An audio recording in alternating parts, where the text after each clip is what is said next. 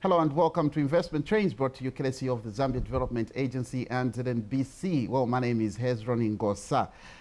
Now, as you're aware, the Zambia Development Agency is Zambia's premier economic agency with a multifaceted mandate of promoting and facilitating trade, investment, enterprise, and development in the country. And so, on the program this week, we get a refresher on that ZDA plays, the role ZDA plays in facilitating and promoting trade and services it offers to business communities and in the general public, like myself and you out there. Now, we will look at this with Mr. Chisenga Lufungulo, who is Export Development Manager at ZDA. Sir, it's good to have you in the studio. I've got a lot of burning issues with you, but it's good to have you. Happy New Year, and how is ZDA doing this year of 2022? Thank you very much, Hezron. Happy New Year to you too. ZDA is doing good, and we look forward to 2022.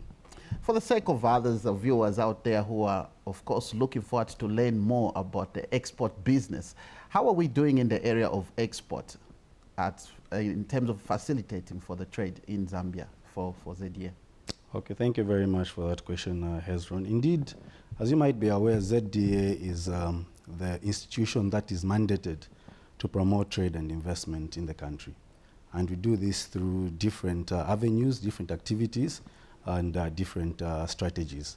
So firstly, ZDA has, in terms of the export division, we have two departments. We've got the market development department and the export development department. So in terms of market development, what we do first is that we perform market surveys.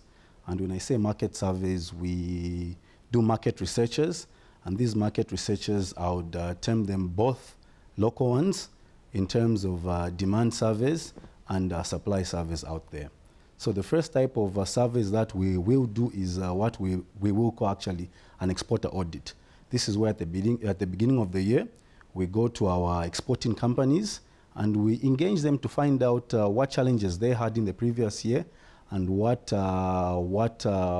prospects they have for the following year or the current year, and which markets they might be interested in going into. So this is the first basis that actually, this is the first point that actually informs the type of markets that we should concentrate on that particular year. Then apart from the exporter survey, we have market researchers. These market researchers are researchers that are done in different countries within the region and internationally. So for example, last year we did a market research in Congo DR, and following that market research, we actually had a trade mission. So the market researchers sort of are the foundation that actually inform the type of products that we need to take into a market and the type of companies that we should actually attract into that market. Aside from those two activities that are performed by the market development, we have the export development department. So this one basically mainly does trade promotion, capacity building, and product development. In terms of capacity building, we try to build the capacity of exporters, non-exporters, and exporter-ready firms. You know that exporting is something that is very lucrative, especially for one that has never exported. So we try to build even just the SMEs. We try to build them. We try to actually get them exporter-ready for them to actually understand what it means to export and what they actually will find in this export market. Then in terms of trade promotion activities, well, the trade mission that I mentioned earlier is one of the activities that we do under trade promotion. This is basically where we just take companies and firms into foreign markets for them to test their products and for them to actually create market linkages with potential importers. Basically, that is what we do as a division. So that's a handful already. But let's look at the impact of COVID-19 on trade, particularly. I've noticed that there's a lot of regulations, changes going on. How is that impacting export? Thank you very much for that question, Hezron. And I do agree with you. COVID-19 has had adverse effects on trade, not only in Zambia, but globally. And I think all trade bodies are at pains right now trying to actually find ways in which they can accommodate the health aspects as well as promoting trade. You do understand that before COVID came, it was just easy to move from one place to another. You could easily just move your products in case you need to go for a trade fair or a trade mission. You could easily move, but now because of the restrictions that are there, firms, Zambian firms especially, are struggling to afford this or to actually to participate in markets efficiently. So what we are doing as ZDA and as a country at large, we are now incorporating these virtual platforms and these e-ways of doing things. So now we are actually having virtual trade fairs. We're actually promoting firms to actually participate in firms, even though they're not able to actually meet face-to-face. We're actually trying to find platforms that actually encourage them to actually trade without meeting. And since COVID will be here for a very long time, that's something that we actually have to perfect. Is this something that you did last year? I did engage one of your experts on the virtual trade fairs, and the results were really awesome. But going forward, let's look at how you are involved in trade promotion, and how is the impact on the SMEs, the guys who are just starting out in the trade export here in Zambia? Thank you very much. Trade fairs, as I said earlier, trade fairs are one of the most effective marketing tools that you can use in trade. And this is because trade fairs actually allow you an opportunity to test the market. So it's like if you want to see if a child has learned how to swim, you throw them in the water and you see how well they can swim. That's how we like to look at it as ZDA. So once you have a firm that is exporter ready, and they meet all and they tick all the boxes on the exporter checklist, you afford them an opportunity to actually go into an international market. What is the requirement? Because, you know, there's just too much red tape.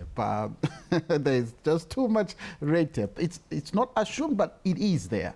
It is there. You are sent, go to ZDA, not ZDA, go to ZRA, not ZRA, go to this.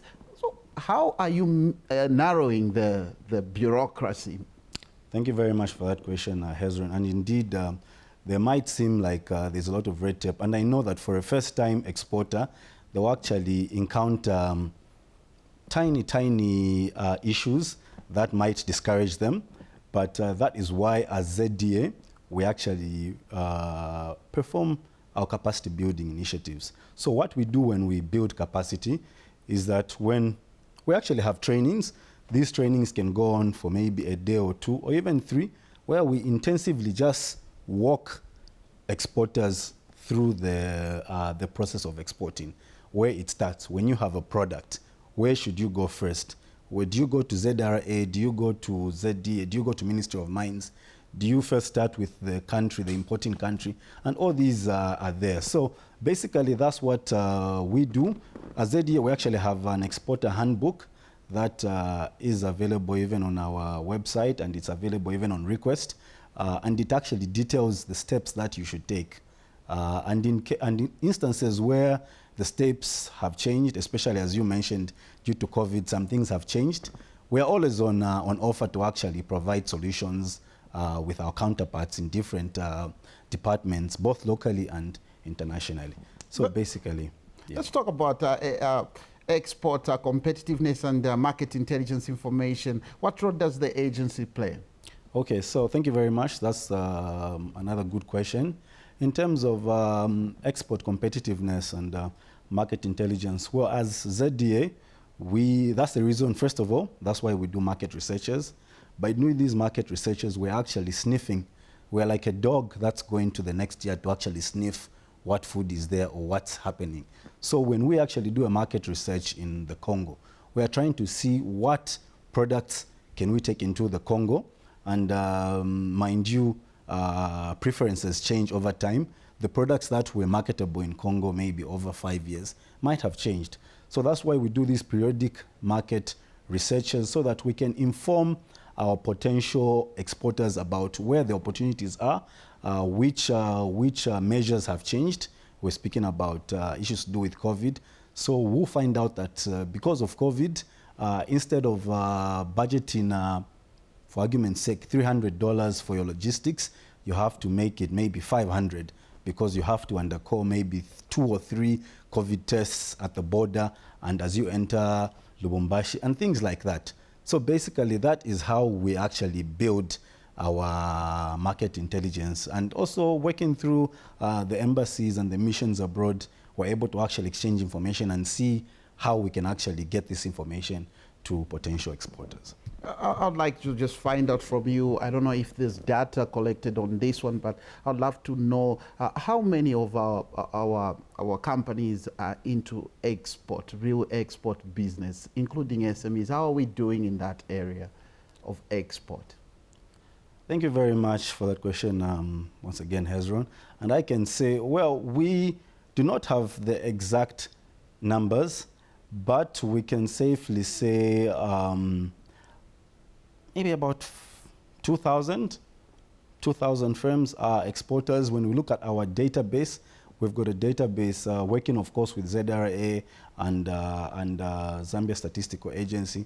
We have about 2,000 plus exporters. Of course, we have those that, for purposes of data capturing, are recorded as exports, but maybe they're one-time exports. Maybe they're moving something out of the country, on things like that. But then maybe, yeah, about 2,000. And ZDA is actually working now this year. One of our focus areas is to actually ensure that we actually get more data on who is exporting. In the past, there has been a cry that most of our activities have been Lusaka-centric.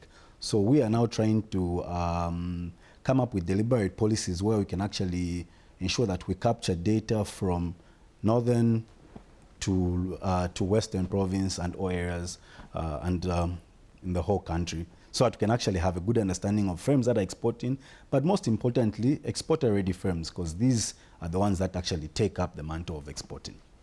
So at what point does one wake up and realize the ambition to say, I want to export? Is it when, okay, at what point does, I like the fact that you did echo to the fact that the stages that you alluded to, but at what point does one get to the export decision? Thank you very much. Well, that's the million-dollar question, I guess, and that's the question we try to answer every day. And what we usually advise as the ZDA is that one does not just wake up to export. One should first, ideally, that is, one should first start producing, start meeting the demands in their locality. If they're in an area like, for argument's sake, if they're in an area like Chipata, they should try to meet the demand in that market, test their product, then grow it a notch higher, move their product the whole of Eastern Province, if they can, the whole of Zambia. Then at that point, when you have satisfied the demands of the local market, then you can actually feel that, okay, maybe I can test my product in another country. Of course, that does not apply for all products. There are certain products for which there is no demand in your country. So the moment you produce it, of course, the market is for out there. But one thing that's important is that before you start exporting, you have to undergo what we call the export readiness checker. So in this export readiness checker, this is where you just sort of ask yourself some vital questions, and it's a very good system that actually even scores you out of 100. And it's got different components. You have to know your product, know your customer, know your market, know your know logistical issues, and then all these are ranked. And then when you answer all these questions, at the end of the day, it gives you a percentage, and then there are periods and there are limits through which to tell you whether you're export ready or maybe you need to undergo some training and things like that. But basically, I mean, that's why I said initially, exporting is a good thing. We do understand that it also comes with so many risks. So then we always think it's a good idea for you to start slowly and then go into it once you have actually established you. Let's quickly look at commodities like products. Commodities we're talking could be soybeans, we've got maize, we've got different. How are we doing in those areas? We've seen that the Congo market has been open for a long time, and there's always there's an export ban. How are you relaying with those things? How are we doing in that? Because we need to promote more exports so that we can have the necessary forex. But again, there's all these regulations coming in to say, no, today there's a ban, so you don't even know when there's a ban and when there's not. How are you dealing with those?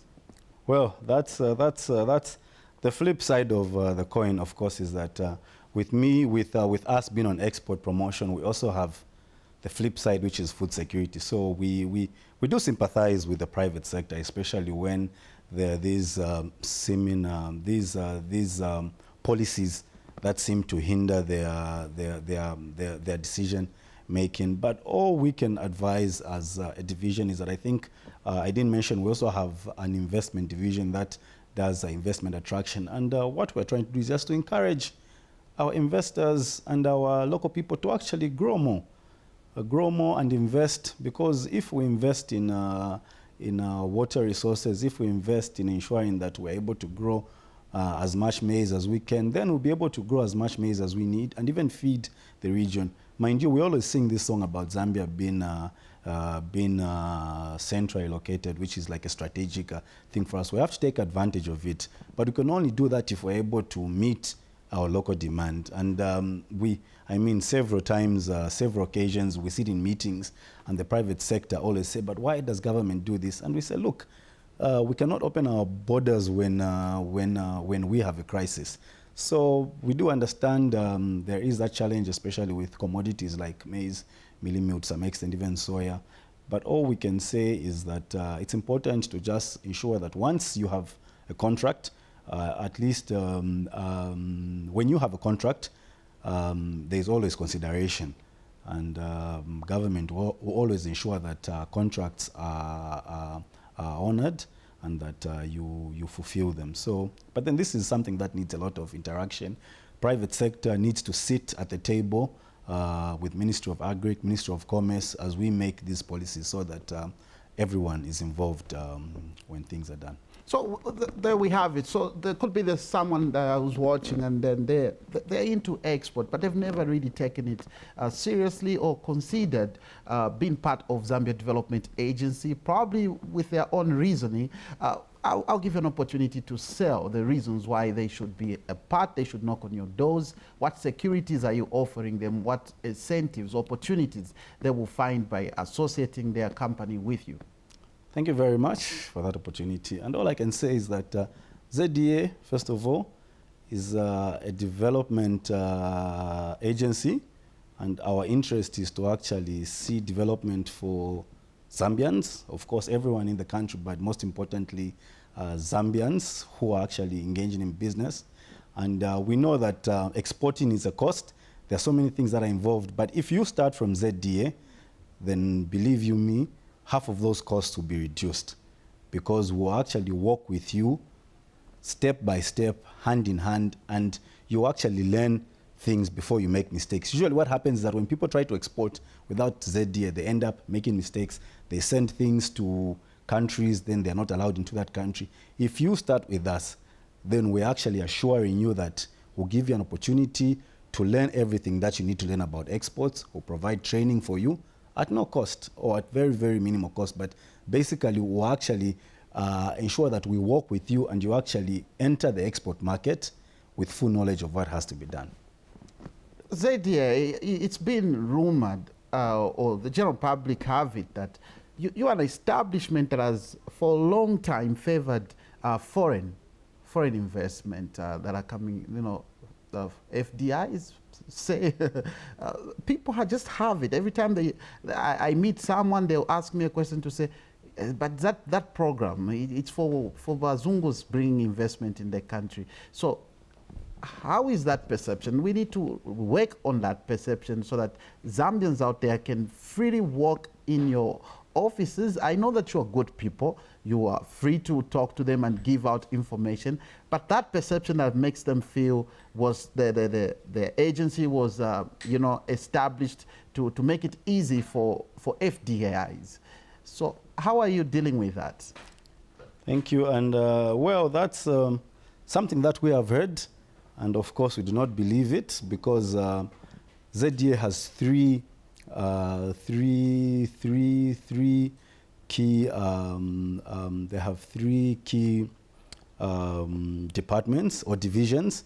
And this is the investment division that actually attracts investment. And this is both foreign investment and local investment. If anything, now the strategy is focusing on local investment because we know that's the only way that we can actually keep the money in the country. Then also we have the enterprise development division, which promotes SMEs. We're actually very happy now that there's a Ministry of SMEs that has been formed under ZDA. We actually hope to work closely with this ministry so that we can actually promote SMEs and cooperatives. All in all, ZDA would like to say we are open.